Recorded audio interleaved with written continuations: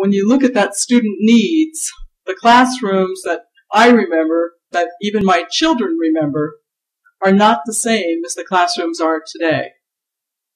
Moving to enrollment at specific grade levels. When some of our enrollment went down, some of our enrollment went up. Consequently, we have shifted some personnel, and we have dropped personnel. We are expecting to have layoffs. In order to not have layoffs, we need to have at least six elementary teachers retire. And retirement, there are 3 areas which is very hard for the Board of Education to get a grasp on this year, more so than in past years. The first is retirement. You have to wonder, because everybody in this room has either lost some money in their retirement fund or knows somebody who's having trouble with their job or losing their job or losing some pay. And it has to make you wonder if we will have our normal number of retirements. Will they think, I could retire, but I better work another year. Maybe my spouse has lost a job, we need the benefits. So we're not sure we are going to have 6 elementary through Reed teachers retire, which will force layoffs. The other 2 numbers we can't predict are the kindergartners. It's always hard, but it's even harder this year because you stop to think about it. We have half-day kindergarten. There is a full-day kindergarten being offered in town. Are the people in this economic climate going to choose to spend their money to pay for full-day kindergarten, or are they going to do half-day kindergarten with us and daycare for the other half of the day? It may change our numbers. Same is true for the high school students. Once again, we have people who have taken their kids out of the high school because it's so overcrowded. Will they bring them back because they're starting to think my money's not as much as I thought it was going to be and I have to pay for college in a few years? So those are 3 areas that are hard to predict. As for contractual obligations, we'll talk to that in a little bit, and transportation will also come up later. Could we switch the slide, please? Okay. The driving question is obviously, how do we provide the highest quality education in this current economic climate? Just a couple quick questions on this one. We are over 80% staff. We could increase the enrollment in K through 2 classes. Right now, we're trying to keep them under 20. We could raise that number to 25. But just ask yourself, how many years will it take for us to gain back what we've lost if those classes get bigger? What about our buildings? We could, because this is a terrible year, we could be negligent and not do any maintenance to our buildings and save money, as you'll see in that line. But again, how many years will it take us to try and get back on track if we don't maintain our buildings? To the next slide, please.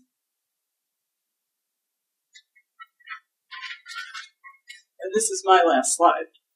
The contractual obligations. The Board of Education takes its unions very seriously. When we go to the table and negotiate, it is a big process. We do our due diligence. When each of these contracts were awarded, they were excellent settlements. We have not negotiated a contract in 2 years. The teachers' union is coming up for negotiation again this summer, but that will be the first one coming back. It has to be pointed out that the teachers, in their 3-year settlement, were the first in the state, the entire state of Connecticut, to accept a point of entry health plan as their basic plan. And they may still be the only ones.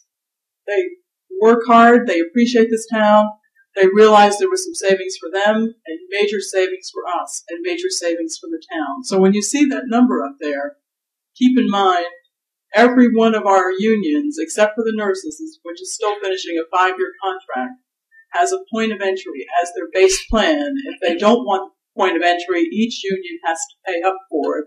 The teachers this year are paying 15% of their health insurance costs, and next year that number goes to 16%.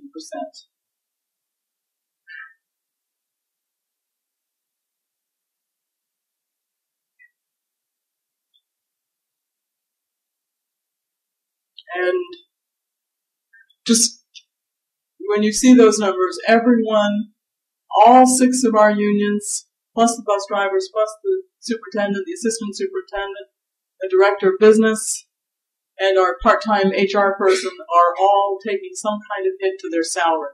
What I'm going to do is pass it on to Dr. Robinson, who will continue. Then Lillian Bittman, the vice chair, will come up and do a portion, and then you'll see Janet again, and I'll come back just for the last slide, and we will try and keep it as short as we can. Thank you.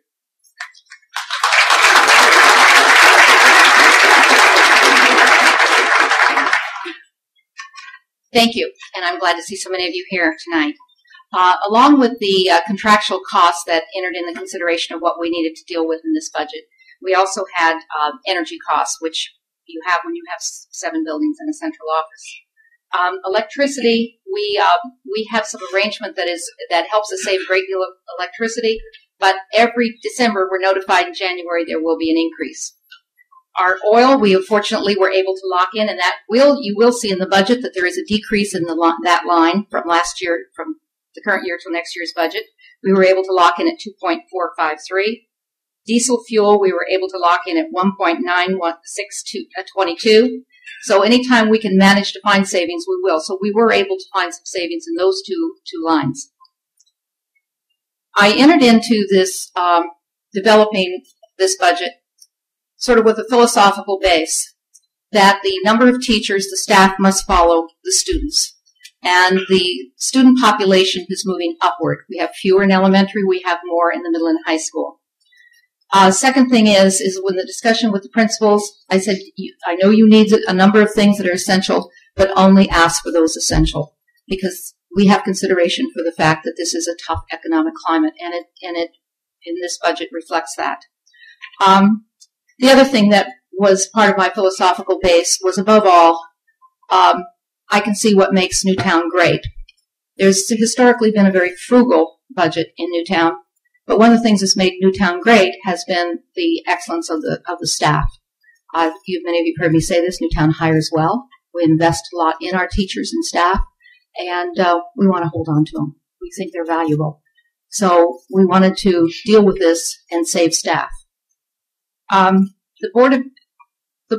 process for the Board of Education budget is the principals submit their requests to me, and we start in October, and over a period of months, with the business manager, myself, and a team, we go through every line in those budgets.